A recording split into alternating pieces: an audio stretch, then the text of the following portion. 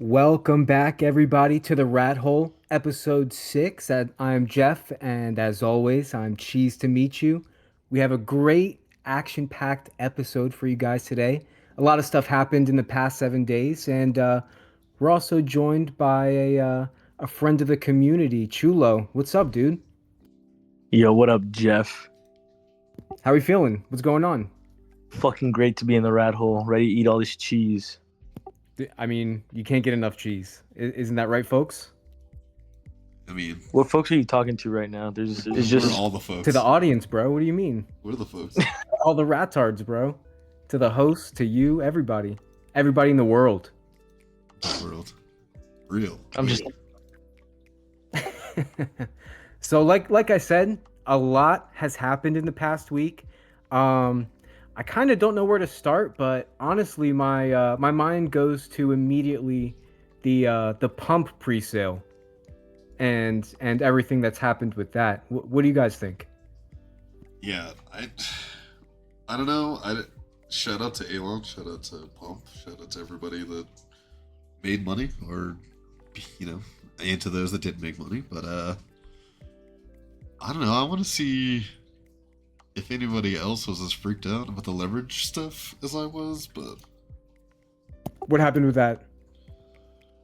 well, the main thing is there was a huge short that sniped into Hypeo, like the Hyperliquid token that was a $4 million position or something like that, just under $4 million. A lot of people were like calling that, oh, everybody's gonna rotate out of hype and just try to buy into the pump token. Um, a lot of like ETH maxis and stuff really don't have Solana like that, so they were just using hype as the main like liquidity to rotate back into pump. So I don't know. It was a lot of money. It was a big short, and a lot of people, a lot of leverage traders were talking about it. So I mean, they raised like 500 million in 12 minutes or something insane like that, just off the ICO. It was 600 or something, wasn't it? I mean, I I wouldn't think be it's surprised. everything. That's all of it. I think because I'm looking at a tweet from Mario Nawfal's roundtable, and pretty much just comparing like the volume that was traded on Pump today and Bonk, and it's $609 million for Pump, and then Let's Bonk had $594 million in trading volume. I know we're not talking about that like specifically, but just some statistics to throw out. yeah, my thing is like, where did it come from, right? Like, I mean, who has liquidity? Um, like, I mean, I guess people are putting in $4 million shorts as well at the same time. So Right. I 'cause think I think it's just people I don't know. I think we kind of we underestimate the market a lot, and the people how much money people have in general. Like you just said, right? People are shorting it with $4 million is insane. It's the trenches, but it's not just people on Twitter too. It's like Telegram. It's people on Reddit. People who just believe in crypto in general. Even running to people I talk to in real life, like you'd be surprised that they're like, "Oh yeah, I'm definitely in crypto," and I'm like, it's still niche, right, in terms of the consciousness, but there's a lot of people trading every day. Obviously, $609 million on just Pump, a billion dollars altogether if you think about it. And that's daily volume, right? Yeah, in daily volume today, 1.2 billion altogether. Just for some context, so Binance does about 30 billion on any given day. Coinbase does about 5 billion per day. So combined, those two platforms are doing a fifth of Coinbase's volume per day, which is really nothing to sneeze at, right? That's kind of insane, actually. That's more than I thought it would be. It's heaps of money.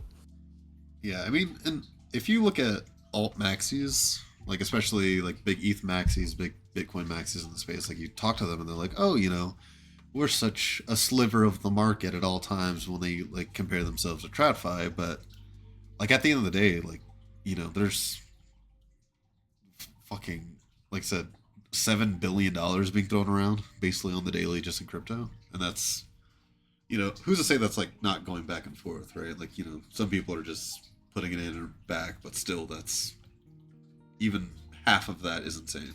So, Yeah, I think it's way more than we sort. I guess a lot of us have been here for a long time, right?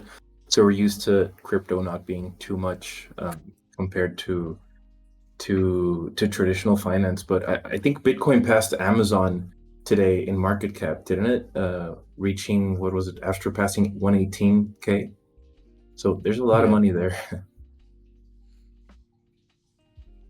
yeah, and from what I hear is Yeah. Chulo, you're a bit of a Bitcoin maxi on the side behind your holds of Cult Victions or whatever.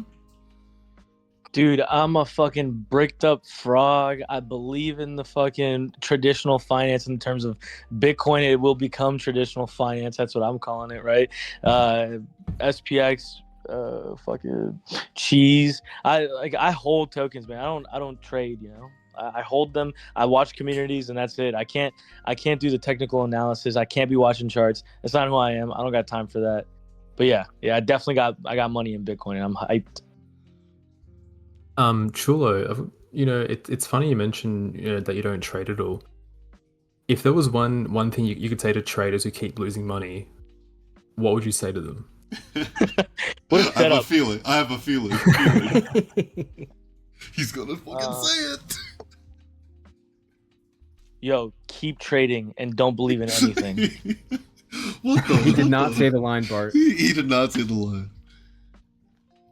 No, but for real though, like, yeah, right? Like, obviously, I feel like the community here, the people know here, in the rat hole, I think everybody here knows not to trade, right? I mean, here and there, right? We'll get in a coin, maybe, and we'll fucking, we'll throw a couple, maybe a soul or something, get out. But obviously, if people are still in cheese, like, we're looking at this chart, right? It's solid. It bounces between like 1 to 3 million. It's solid. And the people obviously believe that in here too. So yeah, it's not just me. I have Totally, nothing man. to tell them here that they don't already know, right? Right. Yeah. I There's some mean, people don't know. the stats from Pump Fun, how what 90% of traders lose money. I don't see that the Bonk platform faring much better, but you can more or less round that out to a rounding error and say that pretty much no people at all are making money trading on these platforms.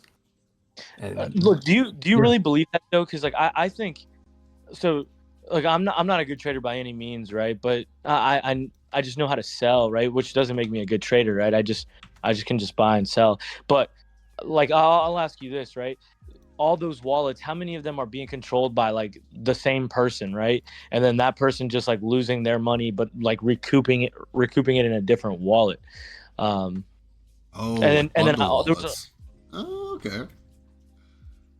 that's just like one perspective, right? Because I feel like most, if not everybody, is at least up $10, right? I think there was like I forget where it was. It was like maybe 2-3 months ago. There was another statistic where they were showing you like amount of wallets that have won over $1 million, amount of wallets that have won over 100,000, over 50,000, over 10,000, and then it broke even. And then it went the other way. Amount of wallets that lost 10, 50, 100, and $1 million, right? And then you kind of realize that at least more than 50% of people, more than 50% of these wallets are in the green, or if not breaking even. But I can't find you that stat, so just trust me, bro. Yeah, I would say I want to see that one because that sounds way more interesting than the like 2% of traders actually are profitable, right? Like that's doesn't it? Yeah. yeah, because I mean that's like a doomsday stat for basically the whole market, right? Because if it's PvP, like how are only 2% of people making money, like based off the recent stat? Because like that's the whole perspective, right? Is that there should be an equal amount of winners and an equal amount of losers if it is like PvP, but it's not. Like the scales don't tip that way, and they really haven't in a lot of stuff. I believe the cycle is like people are just getting in so early, and then it's one guy rugging 17, 18,000 people at a time. So. Yeah, that's what I was gonna say. Like, it's an equal amount of winners and losers as far as like dollars is concerned, but people wise, there's always a king of the hill. Always, there's always the You know what I'm saying? There's always Chulo pressing sell. Yeah, Yeah. Damn. Yeah, I'm kind of but but how much of that is like is just people being greedy and just waiting for that $1 million trade, but also believing in it, right, and not wanting to sell for that exact reason, right? So like, are they really losing, or are they learning? Are they learning that, hey, maybe I shouldn't be believing in these things, right? That's also another I guess what would you call that? Not a juxtaposition, but like it's contradicting, right? Like Yeah. we're telling people stop trading, believe in something. Okay, fine, but look, I didn't sell, and now I lost all this money, and now it's like, okay, so then I should have sold. Like, you know what I mean? It's so hard. Well, I Yeah, perhaps. Yeah, maybe it's more of a question of people just not really understanding and over leveraging on their positions. I think. yeah, because I mean that's my main thing, right? Is especially with leverage in the space, which I I would say this for mostly everybody. Understand that leverage traders are a minority. Also understand that even fucking just shitcoin traders are the minority of people that hold crypto. Um, my whole thing is there's a lot of people that are leveraging all this and that, and then they sit there and it's like, cool, I don't leverage any more than like 5-6% of my portfolio for any one trade. I don't go higher than like 20x. Which is like not the case for everybody. Like there are people that like will top blast 75x, 125x leverage on stuff, and they just don't know what to do. Right? It's like, oh, like I guess Chulo, your chart is actually, I can actually leverage trade in SPX, right? But like on the same respects, is like I still know that Big M, let's just say, is still on the other side with a large amount of supply, like also trading or whatever, or leveraging. So I think you start to know the bad guys and know the people that are hunting whales and hunting positions. Diz, I got a question for you, right? What's stopping people from like trading something that is a shit coin, or I guess leverage trading a shit coin, and that because I'm really ignorant about this stuff. Sorry. So it's like, what's stopping you from like leverage trading a shit coin and just like putting a put on it? I guess essentially, right? Yeah, or spot. Spot is the word you're looking for. The main thing is like when people talk about like news, like I wouldn't say we personally, but like a lot of people that have been around, especially with stocks, crypto, or otherwise, when they talk about like, oh, you're selling the news, you're buying the rumors and all this other stuff, like all these theories all come from like leverage trading, right? Like it's not about your ability to get on chain and like spend $1,000 and then like you have $1,000 in that token. Like it's about leveraging all of the movement on that chart.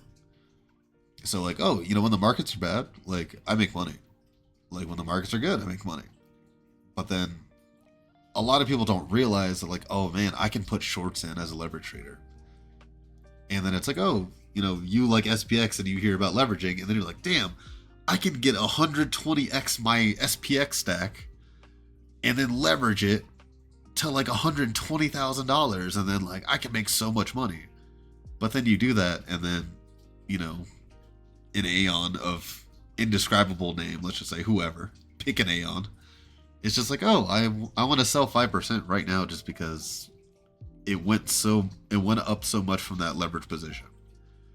So that's like what you do is like when the news has momentum on the chart, you want to trade with the momentum, because we don't want like leverage traders don't want holders to realize that leverage players are in the game, which like is really good for, like I said, like your theory of holding stuff and like waiting for something to happen. Because if I come on your chart and you're like, damn, I'm up 14-15% because Diz opened up a fucking 100x leverage position, then you take profit. Okay, but then here's another question, right? What's stopping you? Like, okay, let's pretend you know all the SPX whales, right? Right. And you're in cahoots with them, and you yourself own not even 1% of the supply, right? Like let's even less than 0.5% of the supply, right? Right. And then but you're leverage trading on top of that at SPX, right? Right. what's stopping you from just like putting in a short and then you get somebody else, like somebody within like some of the whales to sell, right? And what's stopping you from from doing that? Okay, so the thing about that is that you do. Well, this is like the interest, or this is why it is not interesting to whales. So for whales, what happens is that ultimately the chart gets shorted because the shares are valued at higher points, and then when it shorts down, you sell it back to the exchange, and when that happens, it does take it flat out of the chart because it's the exchange handling the like over leveraged shares or whatever. So you get to a point where like if let's say you had 10%. If you were like, oh yes, everybody sell their 10%, I'm gonna put in a short. So they do that, it goes down, they all take it out of the chart, but everybody else that was in the chart while it happened gets affected by it. And for a lot of people that are familiar with leverage and familiar with just like chart action itself, it's very clear and it's on chain. So that's part of like the believing in your whales part of like being a holder of anything, like how we believe in, Smuggerat and our holders is, and like the preserve is like, they do have the position to leverage all of their supply that they have, but it really, really messes with the ecosystem of the holders. Because after everything happens, the chart is still just lower. Because the exchange took the value out of the chart.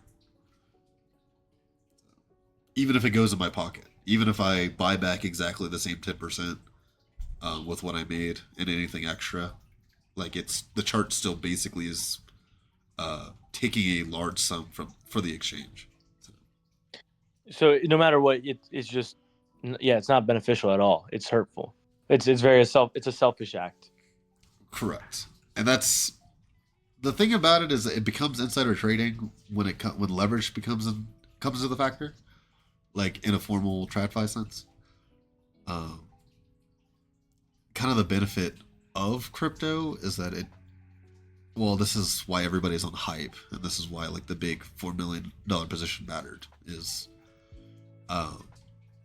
hype is about, the way hype works is their CRMM or whatever, like their pools, it counts volume into market caps on Hyperliquid.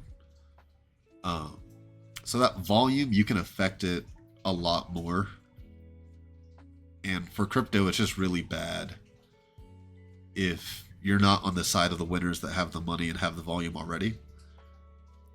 This is not Hyperliquid FUD. I like Hyperliquid a lot. I will preface this, but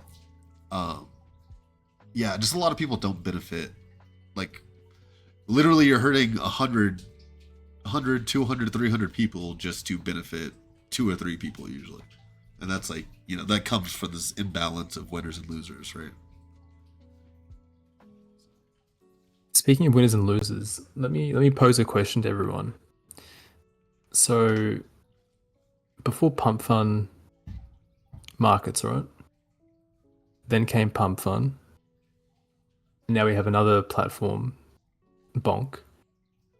What do you think the next logical step is for the market as a whole? Here's That the is thing. to say, oh, sorry, go ahead, Jeff. My theory on all of this, right? Especially on Solana specifically, because this is where all these super easy launch platforms exist. It seems to be where all the hyper gamblers are, because it's the easiest place to do it. We haven't experienced that maximum pain yet, where just so many people are so fed up with the way that they trade shit that they decide to hold. Like, there's over a billion. Can't relate. I'm in cheese. Yeah. But there's still a billion in daily volume on those 2 launch platforms, right? So clearly people still have that itch, especially on Solana. Like, that psyche still exists where it's like, I need my lottery ticket and I need it today. Fuck, I didn't get my lottery ticket today, but tomorrow's the day I'm gonna have my 1000x. And enough time has to pass to where everybody, like the collective consciousness, understands that it is not a winning strategy, and then they'll rotate into, the communities. That's what I think is going to happen. Yeah, I mean, like, Hopefully that does happen, but I think it's a little difficult on Solana, especially, right? Since I mean, from the start, right? Just the gas fees being lower, the transactions being so much cheaper and quicker. Like you said, it being easier to just come on here and gamble. People will go for their gambles. I do hope eventually we stop getting new platforms where it's just incentivized that we go for the next lottery ticket, right? Especially since we've seen that it's it's not very fair. You have a lot of people behind it actually taking a lot of this profit, right? Playing with the smaller people. I think it'll take a long time too. I'm not saying this is something that's going to happen in like clearly it's not going to happen this week or next week or a month from now or a couple months from now. wait, what do you It'll mean take it's a not long going to happen time for in that 2 weeks? fatigue to set in. Yeah, 2 weeks. Yeah, It's 2 not going to weeks, happen for in 2 example. weeks? What the? But I don't even, because I was gonna say, Jeff, I don't think we even hit peak euphoria yet either, right? So we haven't hit Yeah, we haven't hit peak euphoria because like I mean I feel like most of us know maybe like everybody always brings up 2021, 2022. It was just unthinkable and like it's what was it like there was like before Shiba there was a couple of other ones like Momonoke and a couple of other ones like that that were just like they were running to multi-billion-dollar market caps. We haven't experienced that, and I'm questioning if we ever will again, right? But if what you're saying is true, then we should experience the same on the other end, right? Where it's just peak euphoria. we'll experience it, and it'll be with like the obvious holds, at least on Solana. Like it's just the way it's gonna go. Like people seek safety. Like it's fight or flight. You cannot continue to fight when you have nothing. Yeah, Like they will seek the safety at some point. that's my issue with Pump, right? Like, not to say, but I'm going to say it. Like, but when even if the founder of the whole platform is like, oh yeah, like I'm just extracting, right? Like like, oh, I'm going. What did he literally made a post today? He's like, oh, I'm going Jew mode. It's like, bro, we literally. Did he actually? He did. Like that was literally a post that Elon made today.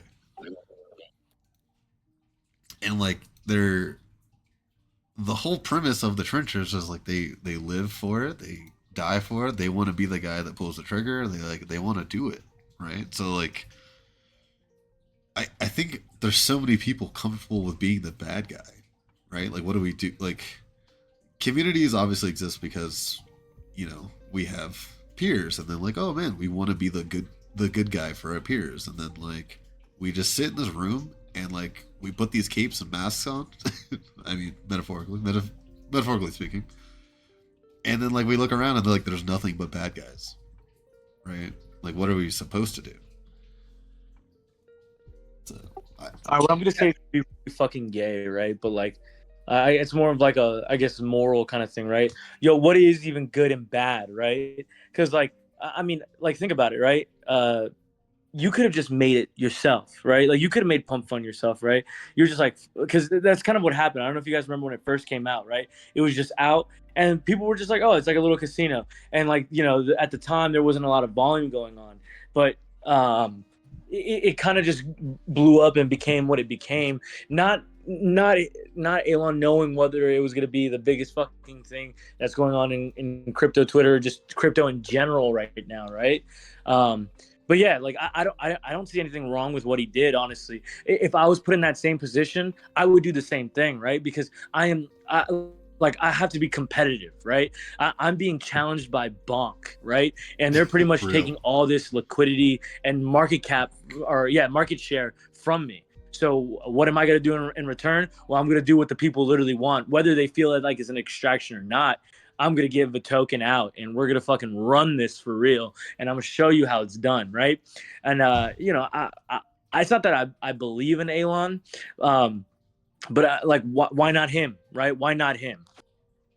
Well, my thing is, okay, I only say why not him in the sense of, because like I said, I agree with like, oh, you built something and you got success. Like that's I will die on that hill of like, cool, if you build something and you go crazy, that's one thing.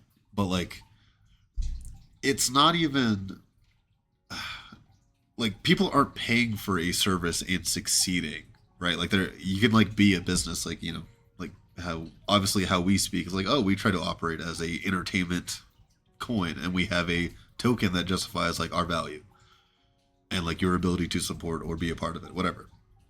And I don't think like Pump Fun as a whole like doesn't have that like basis. Like not to say like us versus them, obviously, but I think Pump Fun is like, oh yes, how can we convince people to put their money into this incinerator and let us walk away with it and not feel bad about it? Like, which is a casino, right? To be fair. But like at some point, it's now that Elon is like you said, in cahoots, right, with everybody that's so successful, and then all of this stuff kind of like, oh, there's all of these people that are involved in the community, or not the community, but the God, what was the word? The OIC or whatever the fuck, like the supply distribution that was for team members and core seeders. Oh, the ICO, like tokenomics. Yeah. It's like that's not very much of a like who is included in the OIC or the ICO, excuse me. That's why that was the one thing that really confused me the most is that okay, the ICO is 33%. Right. 20% goes to the team. The other 12, there's another 12% portion that is allotted to investors, which whatever that means. I mean, we've seen this story before. We've seen this song and dance, and it just really confused me that so many people were like, "Oh, I need to get all in on this ICO right now, now." And it's like, how is it not obvious to you? Like we kind of saw it with Trump, how it ran up and ran down just as hard, and it'll probably go up in the future at some point, but like they're telling you what's gonna happen before it happens. Yeah, and I think Which is why Go ahead. Well, so which is why why is that a problem, right? Because especially if he's telling you exactly what's gonna happen, right? You see it play out, right? And like you said, this is a story that's happened before and before. It's a free market. Why are we getting mad that people want to throw their money in there? It's not so much. It's not so much that it's a problem. It's more so like how do more people not see what's in front of them, if that makes sense. Because it is a free market, you're right. And it can function whatever way, and greed can thrive until hubris takes over, right? Like that's just how it works. But it's just really funny to me that even me, for me personally, I've been in on Solana since like November maybe. So less than a year. I haven't seen a full Solana cycle yet, and that's fine. I'm going to see many Solana cycles with cheese throughout my lifetime. But like even with like that limited amount of time just on Solana specifically, like it is very clear to me, like, do not do this because at some point you will get fucked. At some point. Yeah, but you have people to think see it. People do see it, but I think it's more of on the off chance that it's different this time. I don't want to be the one retard that missed out on the obvious quote unquote play that was the pump token, right? I think a lot of it is that a lot of the money that's flowing in, I do think it has to do with that. That's a really fair point. And again, it's just gambling. So for a lot of people, it's just, okay, here's $50, whatever. If I lose it, it's fine. Everyone walks into the room thinking they're going to be the guy who's the quickest to win that game of musical chairs. And everyone in the room thinks the same thing. At least I could try it, right? Like, at least I got a chance. Yeah. But like Jeff said, when the odds are stacked against you, to continue the analogy, you've got some guys wearing brand new, Air Jordans or whatever who are always going to be quicker than you. Yeah. And they're always going to get that chair before you can. Yeah. And that's what I said recently to somebody that kind of asked me about, oh, you do leverage, you fuck with crypto, you have an idea of like this kind of stuff. I'm like, the thing I tell people is like, if you don't have a desktop, if you're not prepared to use a bot, if you're not prepared to snipe a token, if you're not prepared to bundle your buy-in low, like whatever it takes, if you are not prepared to do that right now, you're going to lose money. And I have said this since 2021. I have said this since fucking 2017 when I talked about alts, is that there is a tuition to be paid in crypto, no matter what it is, no matter what size it is, no matter what you're doing. Like, there's a tuition that you pay to be onboarded. And that may be the first token that rugs you. That might be the first pet rock.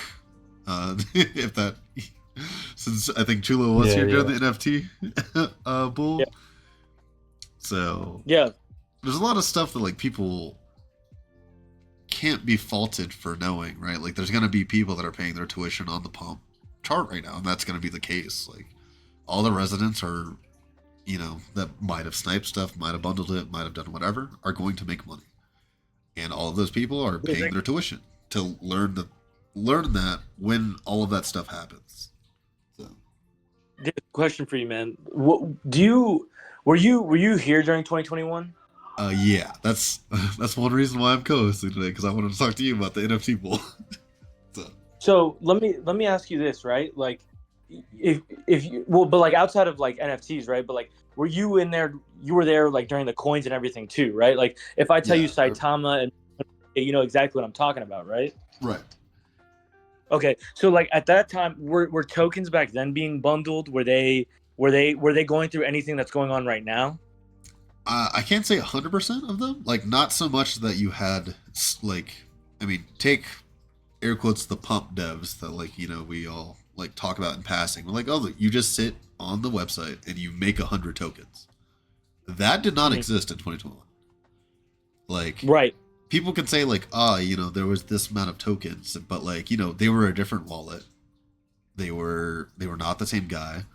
Like, we didn't have like a Cole scan at the time. Obviously, that's like, you know, user friendly, but everybody that could read on chain because you had to at that time, could see that it was not the same person.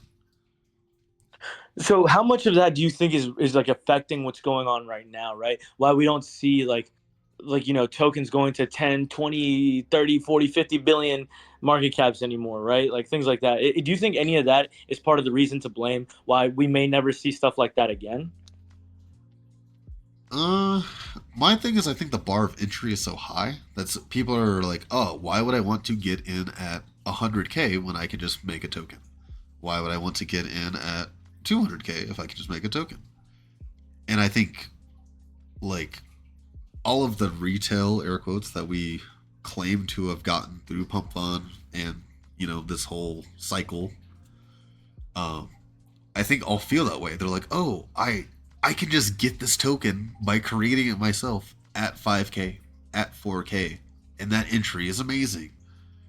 And then like, oh, they don't realize like they actually have to do stuff. I mean, not that they have to, right? Like, you know, you could be like a fart coin legacy where you just have such a banger ticker that you just make money anyways. But like, that doesn't exist anymore, right? Like, everybody literally just went down the fucking dictionary and like dropped a ticker with that word, and now that guy can get creator revenue from all 700 tokens he created, and he doesn't have to do anything, right? Like, even we CTO cheese, right? Like, we're making our dev money right now from, in some way, from revenue. But so like, and then the other thing is too, though, is that like, so how much of that is deterring people too, right? Like, because even when you're talking about, you know, if you're not ready to offload this and that, I can't even remember, right? Like, if I knew the vocabulary, I'd be able to say it. Or if you're not paying attention to the bubble maps, and if you're not like, you know, just like X, Y, Z, I feel like you lose a lot of people doing that too, and it's now slowly becoming the stock market in a way, right? Because it's just like, now it's like there's this verbiage that people just won't understand, that they're just like, I don't know what the fuck you're talking about. So now I'm just going to be okay with throwing $50 to this pump thing because I don't know how to do anything else that you're telling me, right? If my bots aren't set up, what do you mean my bots? I don't have a fucking bot. Yeah, it's like, what, I'm building an AI robot? Yeah. And that's like what I mean is like, we call those people retail, like, and just people that have been here. I call everybody residents. It's like, if you've been here longer for 2 cycles, then you're a resident. But that's like what I mean is like, yes, I might have told my cousin about how I made money on cheese or whatever. But then like he's gonna install Phantom and he's gonna be like, yo, fart coin, right? Like that's hilarious. And then he gets wrecked. And then he's like, wait, I don't want to get wrecked. How do I not get wrecked? And then he has to do research and spend time and spend more money. And like nobody really benefits until they've lost their first $100, I guess, in a weird way. Like nobody has a story that like, yes, I came on chain, I became a millionaire, and then I went off chain. Like nobody has said that.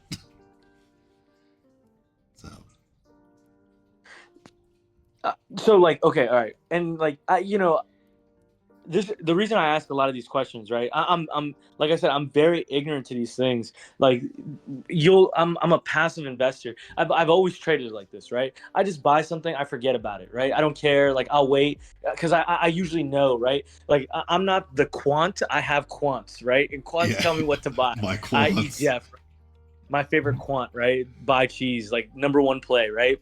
But I like what I'm trying to get out here is that like you could call me a resident because I've been here for multi cycles, but when you just defined as retail, I would then consider myself retail as well. I'm a retail resident, right?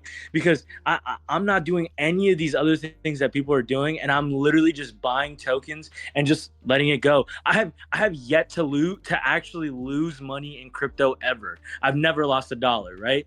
So like what to people like that, like what's stopping what's stopping somebody from just doing it the most basic route, right? Why are we discouraging stuff like that too? I think that should be an okay way of trading if people can make it work that way. Real. Like that, I just don't think that works for the majority of people, right? Because I mean, even then, like you still have some strategy, right? Like you're buying red candles. Like that's just like, not to say that's like the grandmaster like catch-all thing, right? But I mean, that's what we all know we should be doing. But people don't do that. Like people are top blasting charts. People are like buying the red candles as they're going down, and like we obviously can't. Everybody's not predicting that, right? Like even for you as just a holder, like people come after you and buy after you, and then like you eventually press sell on them. Like, which I'm not saying that's a problem, right? Like, that's what you're supposed to be doing. But for the person that just is retail, they show up and like, oh, I bought into this token. Damn, I made $15, $20, $30 on it. And they're like, cool. And then I press sell. And like, they're not wrong. Like, they're absolutely entitled to just like, make profit and do whatever. But I don't think, like, they never just stop there. They're like, oh yeah, what if I put $50 in? What if I put $100 in? What if I started leverage trading? What if I became a serial pump fund rugger? Like, it's just like the pipeline. Which, I mean, obviously you're not down the pipeline, I guess. And I guess we're not. But, like, once you become a resident longer and longer, you just get stuck. Where you're like, oh, like, people pick a role, right? Like, much like the traditional, like, TradFi.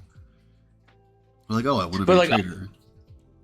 So like I'll say this, right? Like and then I'll stop this, right? Because like it's I apologize, right? But anyways, so like a wise man once told me, right? And he's like the biggest whale that I have like a great relationship with, right? A wise man once told me, he said, I saw other people doing these other things, right? Trading the way they want to trade, and I realized that 90% of these motherfuckers are broke as fuck, and I don't want to be like them. So I did the opposite. And I just bought a coin and I would just stay there. No, like none of this. Like I'm gonna fucking whatever the fuck you said. This it's like all those like the trading like connoisseur things, right? It's very just like like I'm just gonna buy it and hold. And I've like I didn't believe in that strategy at first, right? Because like I'm like I've been doing it for years. How am I doing it wrong, right? And then I realized there was just something inherently wrong with what I was doing. I was just always selling either early, late, whatever it was, right? And it's just like now it's just like hold forever and like watch it play out. And I don't know. I think it's a very winning strategy, but that's just me. No, I think that's part of it, right? That also comes with the residence that Diz is mentioning. I don't think residence defines just someone being a pro trader that uses bots and all that. a typical new normal or what do we want to call it, a retail person coming in, they will struggle with buying and holding through seeing their portfolio drop $100, $200. I'm sure you've seen your portfolio drop thousands of dollars in a day, and you're fine. That's the kind of thing I'm used to too as well. I've been here for multiple cycles as well. I don't consider myself a trader. I am more of a long-term holder in most of my positions, and that's something that also comes with residence. I feel like that is a viable and valid strategy, but not everyone can do that. A lot of people are guided by their emotions a lot, and if they buy a coin and they hold it for a week, 2 weeks, a month, 2 months, and eventually they see they're down $1,000, down 2,000, down 3,000, down 4,000. Without this residence that Diz is mentioning in the space, these people will sell, or they'll crumble under the pressure and just stop messing with crypto, right? Which is not something that you've been pushed to. You actually hold your stuff, and I'm sure you've seen really red charts, and you're like, it's fine, nothing happens. I mean, my red candles, my red wallets, it doesn't hurt anymore. You just see it, and you know it's eventually going to go up with some of your plays, right? Yeah, especially being at SPX, respectfully. There's like not obviously there's nothing against SPX, but I'm like, you guys have had red days, so you have seen a bloody wallet or two, I imagine. Too much, man. You okay? I'm like 1 billion to 4 billion, crazy. And like Like even down. us, we see red charts and like we celebrate. We're like, damn, this is a fire sale for brother. GCA. Sometimes the most active days on Telegram are the red days, and it's also like the days that people they're probably coping, but having the most fun, it seems, because we all know that 99% of us are aligned with that long-term vision. Yeah, those red days are the fun ones for sure. Guys, I have no idea what you're talking about. What the fuck is Red Day? There is no chart. I love you. Yeah, he's right. He's so right. There we go. He said the line. I do want to shift gears real quick right here, because Chulo, you did mention it earlier that you were in the NFT cycle, so you have been here for, you're the esteemed guest. I do want to know a little bit about like your kind of the timeline from the NFT cycle to where we are now to where you think we're going to go. Yeah, first of all, is Jeff a great host or what? I know, bro. Yeah, It's so so- good. I am merely a vessel for cheese. I am a voice for the voiceless. Yeah, let's get a round of applause for Jeff out there in the crowd and here. Shout out to Jeff. Thanks, Jeff. Dude, that transition was fucking great, Jeff. I love it, man. All right. Well, I guess that's pretty broad, man. Like, can you? I don't know. I'm sorry. Can you? So like when I met you in real life, you said you had started your crypto journey with NFTs, right? And obviously at some point it had to have transitioned. I mean, you're obviously still in NFTs, I assume, but the focus on this cycle is meme coins, right?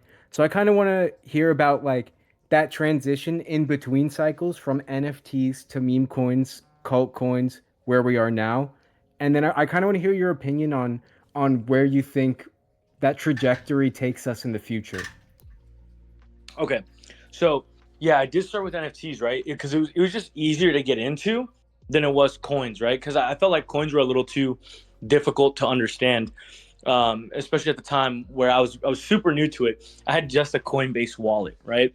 And I had brought this coin up, Mononoke and Saitama. A friend had told me about those coins and to get into that, but I had originally gotten into crypto in general.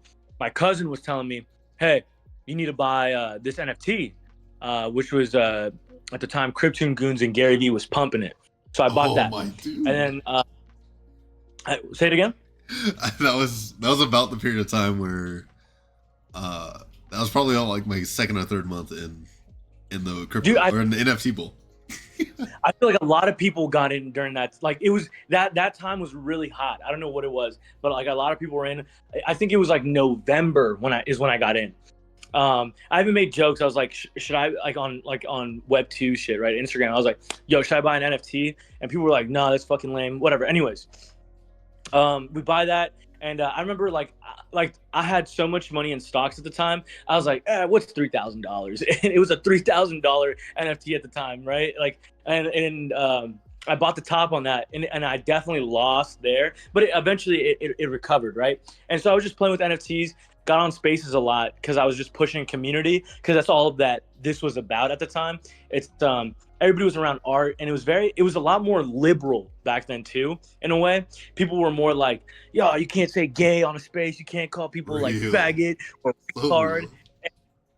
And I was just like, oh shit! Like I was like careful and conscious of like how I spoke around people, because there was just so many people that it brought every walk of life. But now slowly, crypto has now become like this more like a lot more niche and a lot more, I think it's more male dominated than it was before.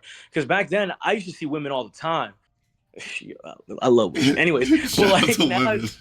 Nice disclaimer. Thank you for clarifying. Shout out to women. Shout out to women. I came out of one. Yeah, we might be having one on next week.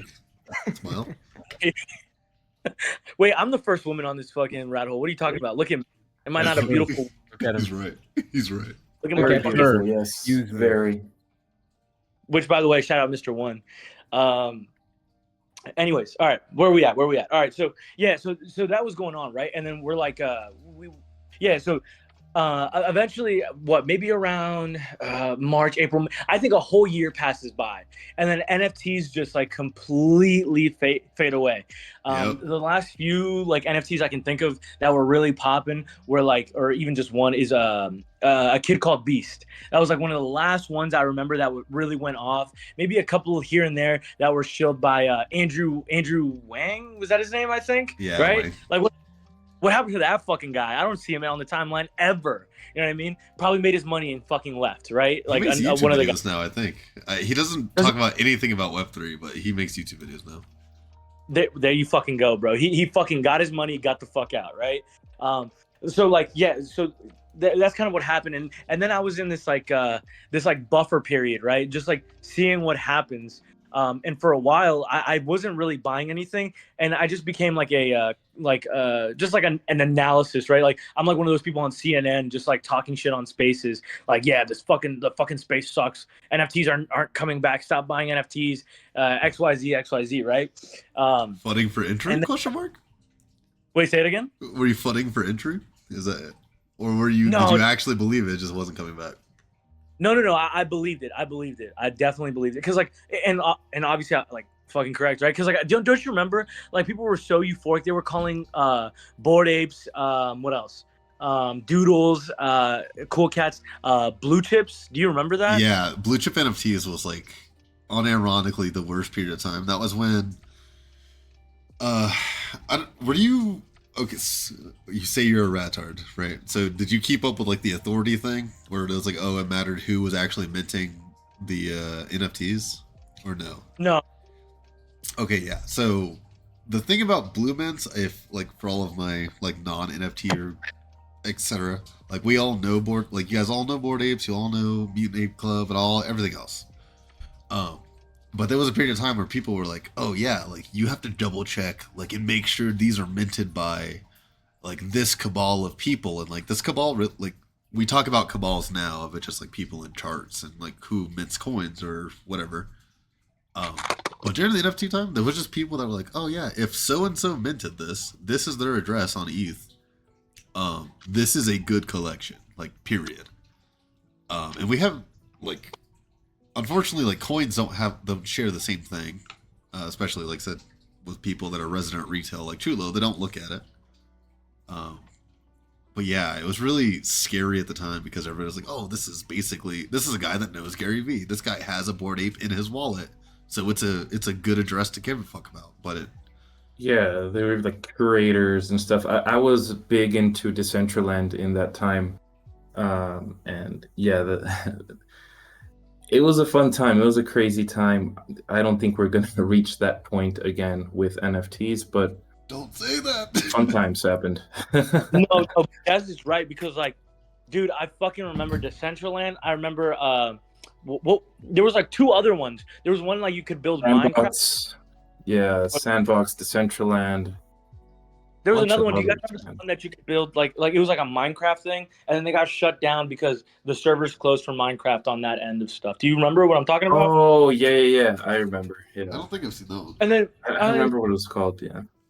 I can't me neither, but like it was like Los Muertos. Los Muertos was an NFT project that literally made that their entire thing. They spent over like their entire mint fund on that, and then they fucking died because the server closed. You know what I mean?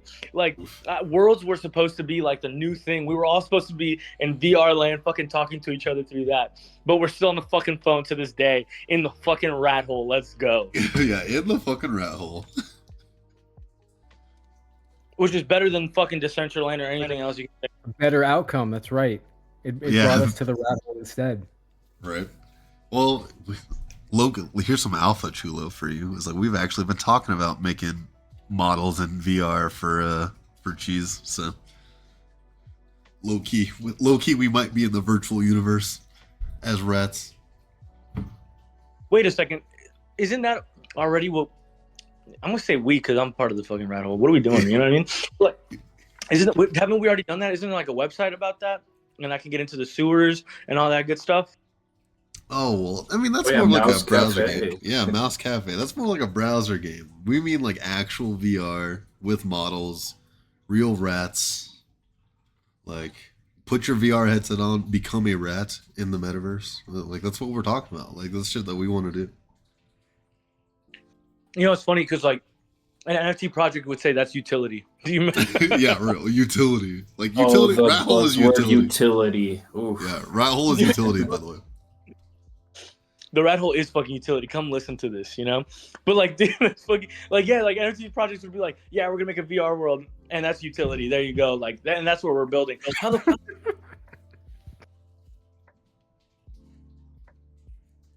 They were just capitalizing on entertainment. Like we're also trying to capitalize on entertainment, but we think like we're in a.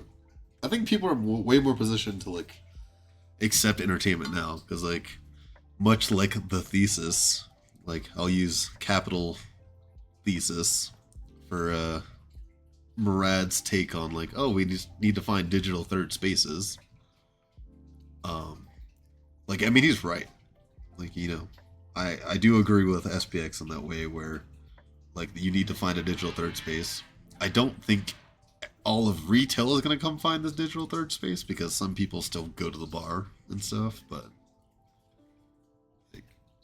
Think there's a space that there's a crowd of people for it, definitely, right? During the Decentraland days, I remember I was part of this group. I mean, I'm still there. The Last Slice. And we helped build the Samsung went into Decentraland, right?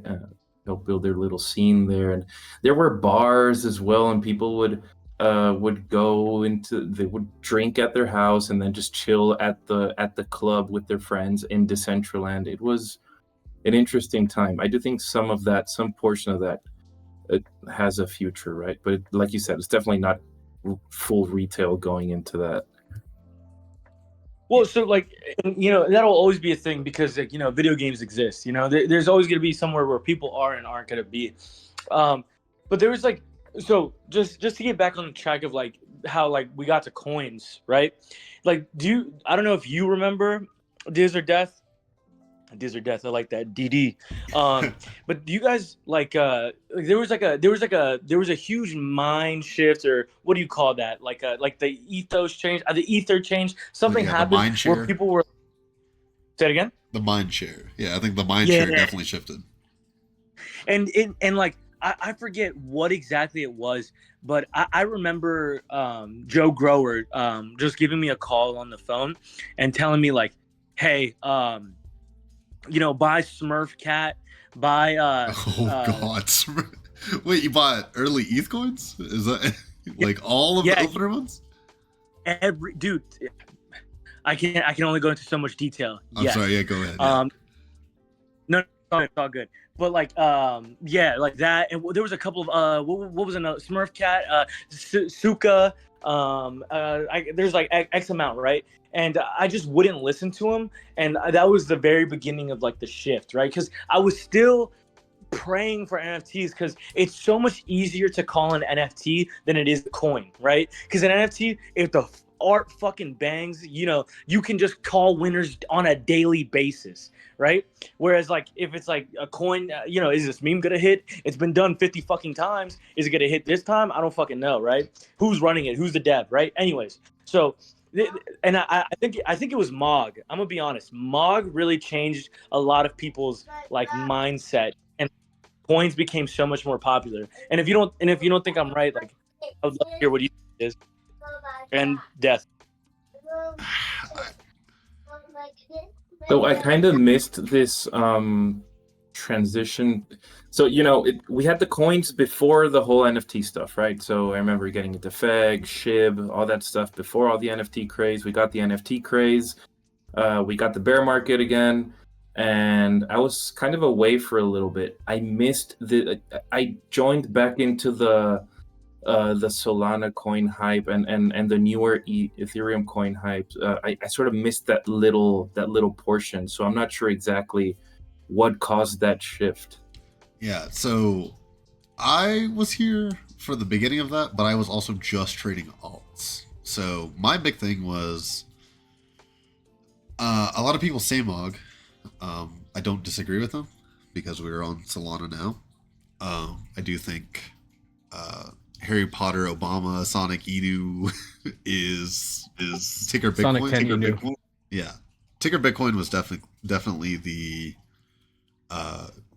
I wouldn't say the foundation breaker, but as far as like what the bigs looked like before, I think obviously we had Bitcoin on last week, so but like as far as like the bigs being existing for coins, it was definitely like Mog, ticker Bitcoin, early Pepe, and stuff like that, where people are like, oh yeah, like these are mascots we know, or this is just like the anti-mascot for Mog at the time, the anti-Mog, like Matt Boggs cat.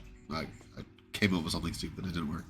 But like that period of time, it was like very much like you only had a couple of factions, and like it wasn't so easy to mint a brand new token or a brand new ticker. So I don't want to say that's like the transition, because everybody wanted to be a big token. Like you just wanted to join the faction. You didn't care about making a third faction or a fourth faction or whatever, or making a derivative or whatever. So then where do we go from here then? Or at least where do you think it goes from here? Okay. In my mind, right? Because obviously this is like my perspective, my life, whatever. Anyways, okay. It was July of 2024. Yep. I finally listened to Joe Grower, and I just said, okay, you know what? NFTs have been sitting like dead in the water forever. I don't see it. Like, give me a coin to buy. And he's telling me like, buy SPX. He's brought up SPX multiple times. I didn't even know what I was looking at really at the time, but I could tell like this chart is oh, whoops. But this chart was he shit. said it. Wait, what is that? Bro, but this chart was trash, bro. Like, cause like at the time, like that was the mindset. I didn't know any fucking better. He wasn't the one that convinced me in July. It was Space Fruit, who recently got banned. Yo, free my girl Space Fruit. Get her out. Get her unbanned, Elon. What the fuck's going on? Who's been pushing SPX for like the longest time, and it's been rugged like twice. There's so much lore if you guys do or don't know, but it was rugged like 2 times before. Like she didn't fully take it over, but she's the Jeff of SPX, right? And she really got me to buy in. And then September is when we started like seeing everything going crazy, right? That's when SPX had its first like real run to over 100 million market cap. I think it hit like a cent or something like that around September. And I remember being so fucking euphoric. And in my mind, because I'm still not in that mindset, right? Because I'm literally coming from NFT to coin at this time, right? I'm thinking like, oh shit, I should sell this, right? But but then these guys really beat it in my fucking head, where it's just like, stop trading and believe in something, right? Like that's truly the line that I was fed nonstop, and like I just drank the Kool-Aid, and this is in September, right? So I didn't even fret, right? I just looked at it. September hit, then what was it? September, October, I can't think of my months. October, November, and then eventually, like it had a huge pullback. And I remember people were giving me so much fucking shit. They're like, "You're a fucking retard. You're an idiot. You're you a should've fucking baggy. sold." Yeah. Yeah, like you literally fucking you round tripped your bag. This shit is never coming back. Why? Why was that the mindset to people, right? Because that's exactly what because like this was like a coin that was coming in, or sorry, this was like the new wave, right? This is where it all began, this new little cycle that we're in, right? I will claim that SPX started this bull run, right? And I believe that to like forever now, because I watched it play out, and people really like shitting on me, and like close friends of mine too, telling me like, I hope you go to fucking zero. And I'm like, wow, Right. that's terrible, right? That didn't happen. That didn't fucking happen. Come January, like, fucking Trump took office and fucking life was great. And now we're here in the fucking rat hole. Yeah, real. I think so okay. SPX goes to billions, right? I mean, like say you believe this. This is not about SPX. But or this is like my comment is not about SPX. So, do you think that the market rotates into the bigs like indefinitely and like, SPX is one of the bigs? Or do you think like it just or do you think you hit like euphoria hits and then like you gotta sell? That's kind of my question. Okay. That's a really tough question, right? There's a PR answer to this that I want to get, and I He's think not been media trained. Yeah, he's And not I- been and I'm- media trained. Fair. and I'm gonna give you the fucking PR answer, dude. Like I don't give a fuck, right? Bro, you fucking hold that bitch. Fuck the euphoria. You fucking tell him. Real. You fucking hold through that euphoria, motherfucker. Because guess what? It's going fucking higher. You fucking stupid, right? Higher. Like 1 trillion is the fucking number, right? But in reality, right? And let's not use SPX, right? Because that I feel like that's terrible, right? But let's say I'm in a coin, right? There's you have more knowledge than I do in this, right? What was the biggest coin on ETH ever in terms of market cap? That was probably, I think it's either all-time Wasn't it high SHIB? Doge or SHIB, one of the two. Yeah. Pepe. I don't Doge is think its own I think chain. shit, isn't Wait, it? I'll do research. I'll check. Yeah, Doge is its own. Well, Doge is its own thing. Yeah, SHIB, I think. Yes. So I've had this conversation with Jeff a few times, right? Same with Joe and a couple of other people, right? Everybody always brings up Doge, everybody brings up Pepe, but a lot of these things are their own chain, right? So like if you do some research, right, and you find out what the biggest token was on ETH chain ever, and then you compare it to what ETH was at that time, and then you compare it to market cap, and you compare it to market cap, you'll Yeah. see that there's a direct correlation of like how much a token can really hold in terms of market cap to what is it called, to what the market cap of Ethereum is, right? And Yeah. that's kind of like the sweet spot that I think of, especially since ETH hasn't been past 4,000. I think that there is a number that you should definitely look at and think to yourself, it can't go higher than this. Okay, so you think wormholing is like the only? Well, I understand that you're not PR trained, right? I'm not asking you for you to speak for Aeons personally, but I mean, like, do you think that any coin has the ability to, literally go trillions without being wormholed, or no? Like, you think everything should be wormholed if you want a future? So I'll use cheese for this example, right? Right. Like I thought this was when you guys were like around. I forget which one, what time this was. I was telling Jeff, and I was on a space too, and I was telling everybody there like, hey, why don't you guys wormhole to Solana, or I mean to Ethereum, to get those whales in, especially if they believe in it, X Y Z. But yes, I think everything should be wormholed, but like you're using the word trillions loosely, and I kind of stuck onto that in my mind a little too hard. Well, we use billions loosely, so I don't mind. Obviously, you can say trillions or billions, whichever you prefer.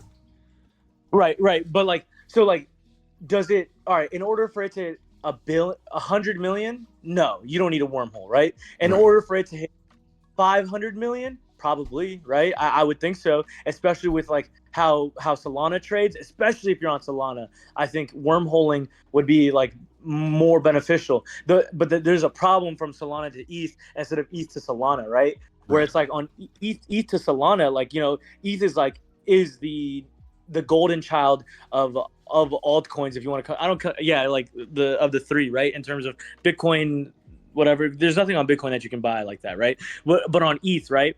I'm sorry, I'm going all over the place. I apologize, You're guys. good. But like Take a ETH, breath. right? I'm like hype right now. I haven't been this hype in a. That's what the rat hole does to a motherfucker. Yeah, well, Rahel does to a mother. I'm off the fucking cheese, boys. I'm off the fucking goop. So like fuck.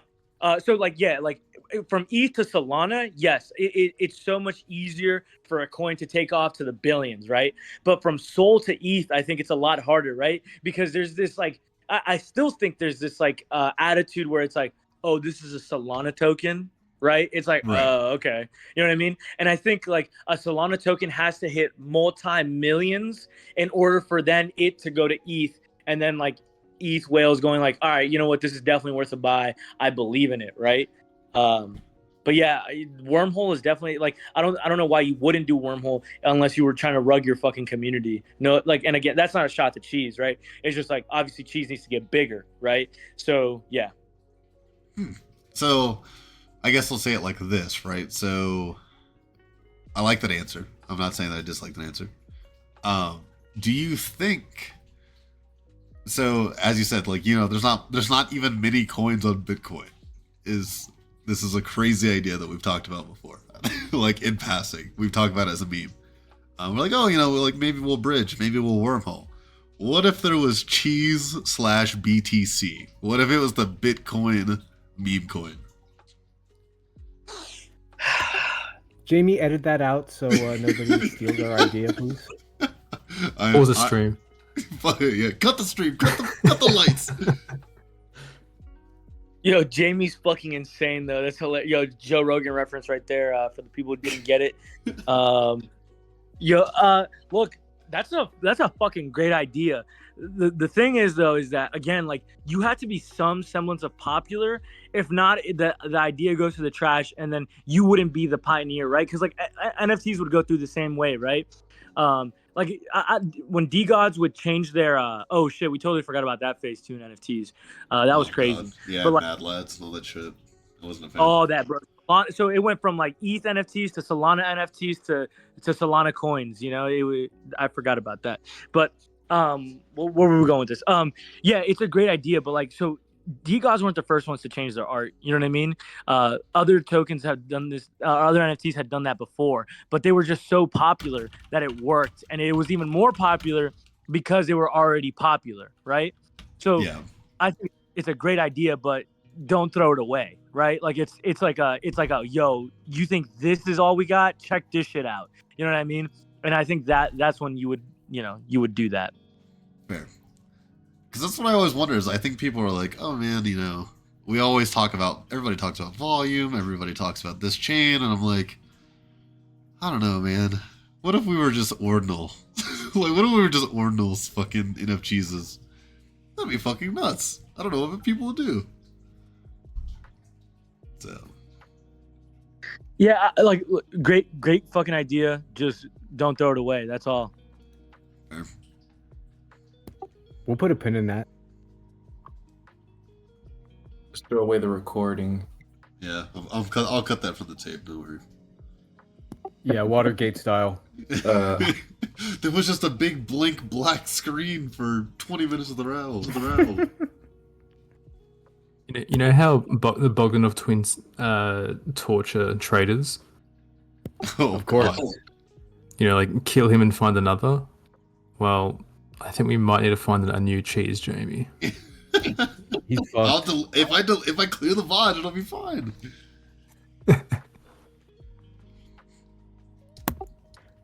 All right, so with that, I think it wouldn't be a rat hole episode without at least a little bit of cheesy content to round things out.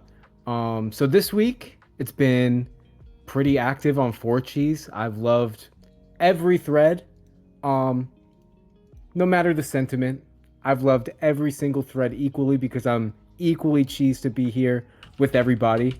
But I did put a list together of some of my favorite threads, and I think Cheese Jamie can throw one of those up on the Jumbotron right now. Yeah, it'll be Weight Loss Wednesday was the... Give me 1 second. I'm gonna throw the link in the X chat real quick as well.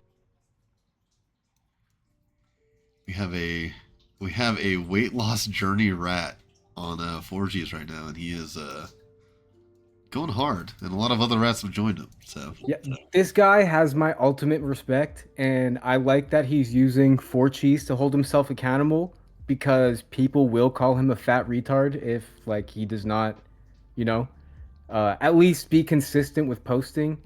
If it fluctuates, that's whatever. That's part of the journey. But I think he started at 292, I believe, and got down to like 284 over the course of a couple weeks. He gained a little bit of weight for 4th of July weekend, whomst among us. But I'm rooting for this guy hard. yeah, he's been kind of going crazy. Apparently, I heard that his regimen was a lot of cardio, but I didn't see the full rundown of all of his work. Honestly, workout. though, when you're that big, it's really, if you just change your diet, you don't even have to work out. All you have to do is change your diet. In 3 months, you'll lose like 50 pounds. And Yeah, then just eat less. exercise becomes important. I Do you hate to think- say. Oh, sorry, Chili. Go ahead, man. I was gonna say I hate to say it, but like for once, like don't eat fucking cheese, man. What the? Whoa, chill. Take chill, that back. chill. Take Hey, that back. hey, man, you need to relax. There's a way around that, okay? You can still eat cheese. Yeah, if you run an extra mile, you can eat extra cheese. Yeah. You always need to make up for that. There always needs to be cheese in your life. Real. Speaking of weight loss, I'm obviously not an American, unfortunately. Unfortunately. Unfortunately, yeah. But I mean, like, yeah, weight loss. Like, explain to a non-American, is the issue just a lack of nutritional knowledge, or is it the lifestyle? Is it the food? Like, It's why are both. people so overweight? It's both. Because the foods that are most advertised to you and like ironically shoved down your throat, is like the absolute worst garbage you could possibly put in your body, but it has become like the staple for just the American life. You wake up and you go to McDonald's and get breakfast. Okay. And then you want lunch? Okay. Another fast food chain is around the block. And then I don't know, for dinner. And then a buffet tomorrow, and then you hang out with your family, you go to Golden Corral, there's a Yeah. chocolate fountain. I don't know, man. There's just a lot of stuff. Also, for those unaware, I could be schizo posting here, but I read a long time ago somewhere that the Kellogg's Corporation invented breakfast to sell more food. So the 3 meals a day thing is bullshit, in my opinion, and unnecessary. No human on earth needs 3 full meals a day, unless you're a bodybuilder. That's the only reason.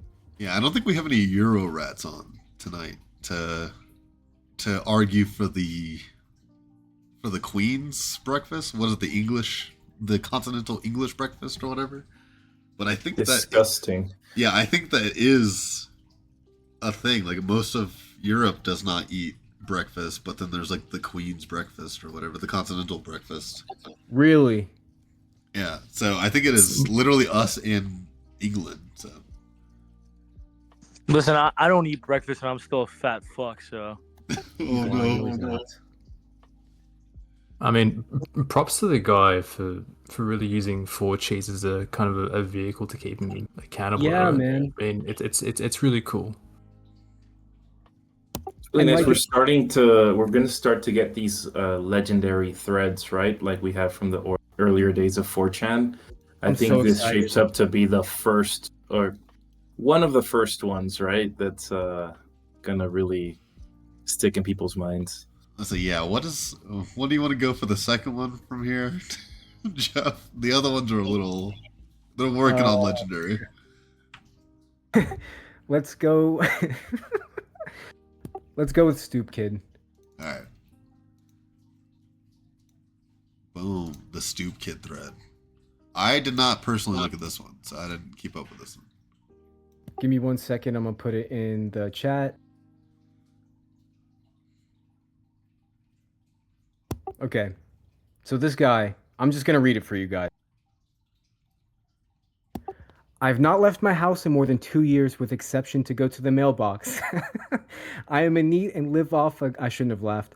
I'm in need and live off a combination of savings and disability from a car accident. My dad died about 6 years ago, and for the past two, I just ordered DoorDash or Amazon Fresh groceries.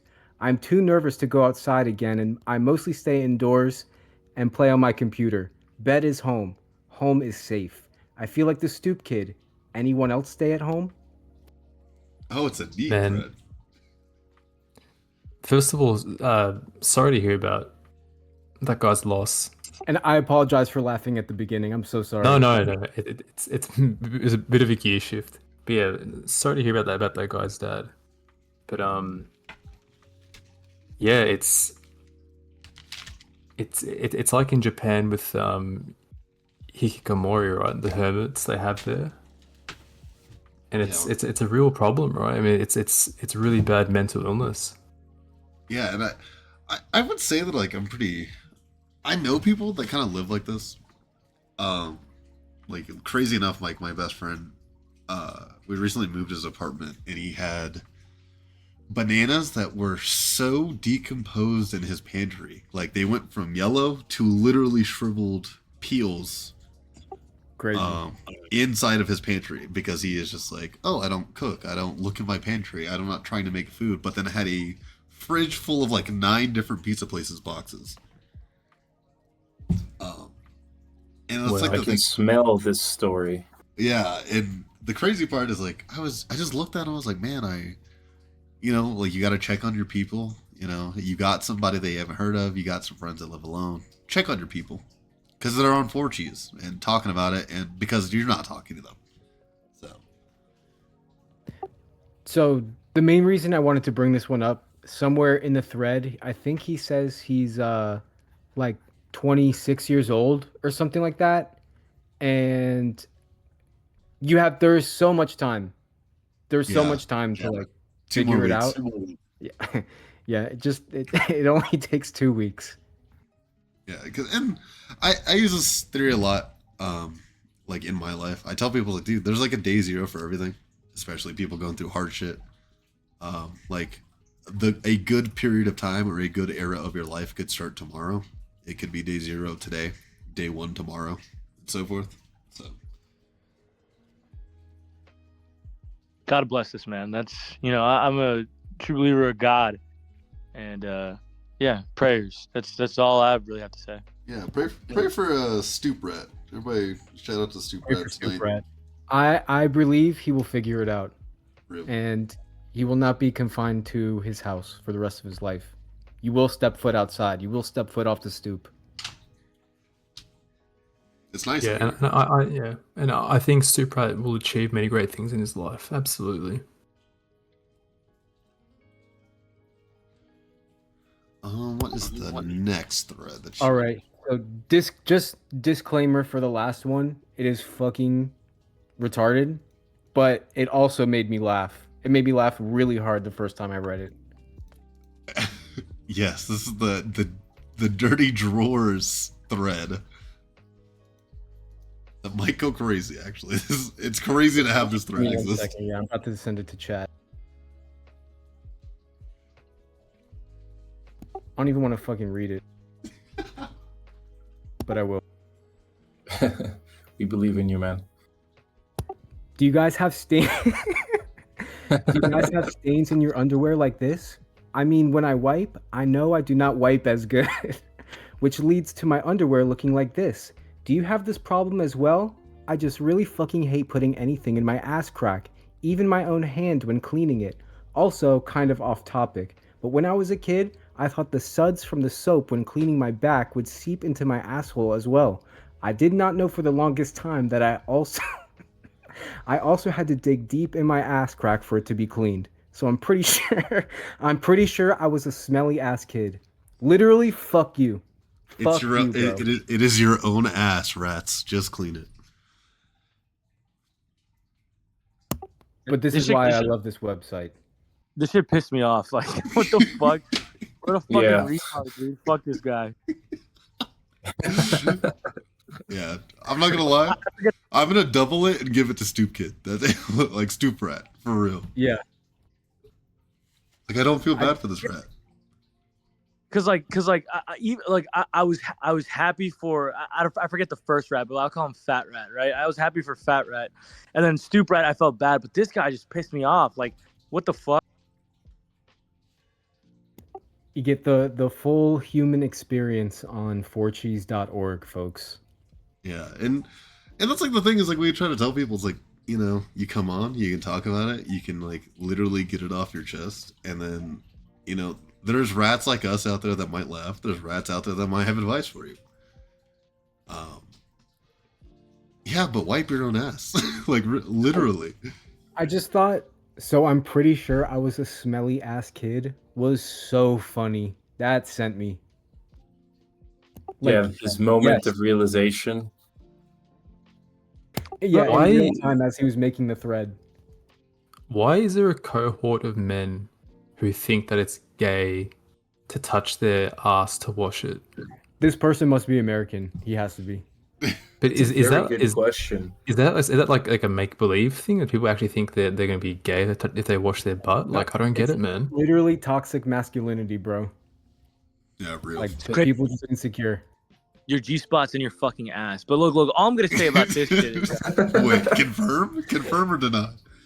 I can confirm that. Okay. Look, what? No, I'm kidding. Wait, no, I'm not. Look, all I'm gonna say is when you're wiping your ass, like you really gotta think like when you wipe, like do you not look at the fucking toilet paper and is it still not fucking brown? Like what's going on here?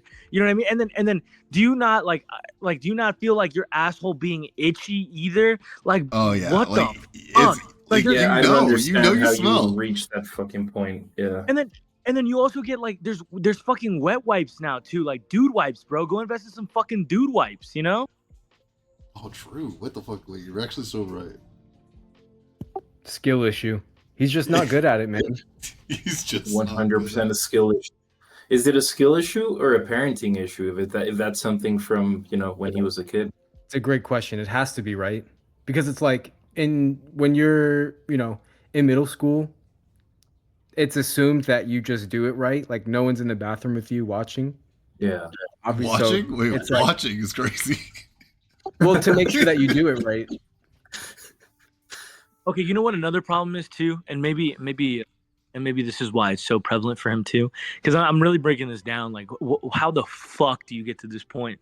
And like, you know what? Maybe it's because it's white and it's just easier to see all the shit. You know, it's Oh, just yeah. easy to see shit Maybe he on wears white. briefs. You know, Yeah, he just go wears invest in briefs. some blue, brown, different color That's the ticket. underwear, boxers, and then maybe you won't see the shit stains anymore, and then you'll feel better about yourself. I think that could work. Problem that's like- solved. Okay, that's cope though. That's a good cope, though. patch. That's just a patch. Yeah, but like, look, like, obviously, like, if it's like homophobia that's stopping you, or like, not homophobia. If it's like you like thinking that you're gonna be fucking gay, that you don't want to put your hand up your asshole, then like, you know what I mean? That's the patch. But like, it's not a patch. It's like a foolproof plan because you don't see the shit on your underwear anymore. I don't know. Anyways, fuck that guy. Clean your ass. It's not gay. You're not a fag. You're only a fag Yeah. if you suck dick. So yeah. 100. 100 But emoji. with that Well, said, Debatable. debatable. Oh no. oh, wait. Wait, Mr. One, our femboy's gay. You got 5 minutes. uh, Answer the question, Mr. One. yeah, you know how I said about Cheese Jamie before? I jest. Nice. All right, guys. Well, with that said, before we do go, I do have an announcement to make. Next week, July 22nd, Mouse Cafe soundtrack drops next Tuesday. Sheesh. Woo! Was bugging. Very nice. Very nice. Real. So yeah, be sure to check that out. Obviously, we will do some promo for that. But with that So said, wait, it releases where? Where can we find it, Jeff? oh, where can we find it? That's a great question, Mr. One. On all streaming platforms, Apple Music, Spotify, Tidal, if anyone still uses that. Yeah, Everywhere. what even is that? So with that said, I'll see you guys next week, wherever you may be in the world. Have a good day. Have a good night. I love you. See you next time.